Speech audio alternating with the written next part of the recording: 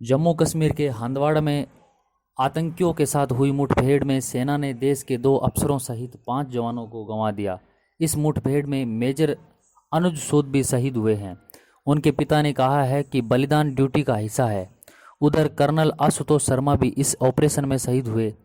आशुतोष शर्मा की पत्नी ने कहा कि उनके पति देश की रक्षा करते हुए शहीद हुए हैं। उन्हें इस बात का गर्व है और वे उनकी शहादत पर आंसू नहीं बहाऊंगी।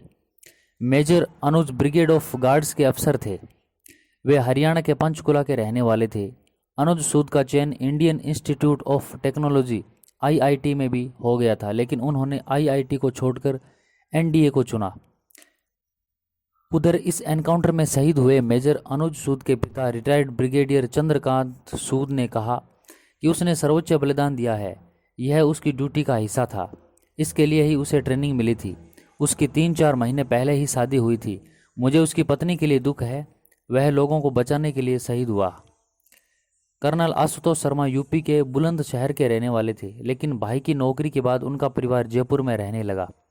कर्नल लंबे समय घाटी में तैनात थे। कमांडिंग ऑफिसर रहते हुए उन्होंने कई सफल ऑपरेशनों को अंजाम दिया। इसके लिए उन्हें 2 बार वीरता मेडल भी मिला है। आशुतोष शर्मा की पत्नी पल्लवी शर्मा ने बताया कि देश पर कुर्बान होना सम्मान की बात है। यह उनका फैसला था, इसका मैं सम्मान करती हूँ।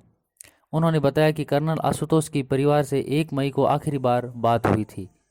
उन्होंने बेटी से कहा था कि वे ऑपरेशन के बाद लौट कर आएंगे। कर्नल शर्मा के भाई पीयूष शर्मा ने कहा, मेरे भाई ने देश के लिए बलिदान दिया है। मेरा बेटा भी आर्मी में जाना चाहता है। मेरा बेटा उनसे काफ़ी प्रेरित था और जब वे घर आते थे उनसे काफ़ी कुछ सीखता था।